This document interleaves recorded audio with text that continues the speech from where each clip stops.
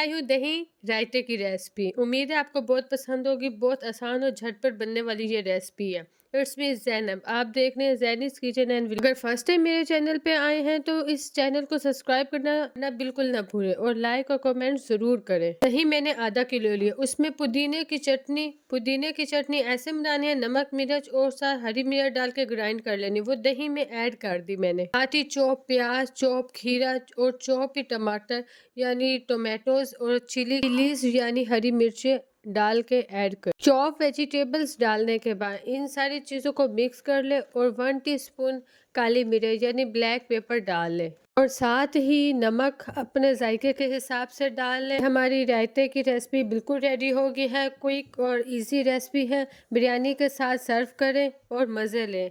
उम्मीद है आपको रेसिपी पसंद आई होगी। मेरे चैनल को सब्सक्राइब करना बिल्कुल ना भूलें। उम्मीद है वीडियो पसंद आई होगी। ओके, अल्लाह हाफिज़। नेक्स्ट वीडियो के लिए।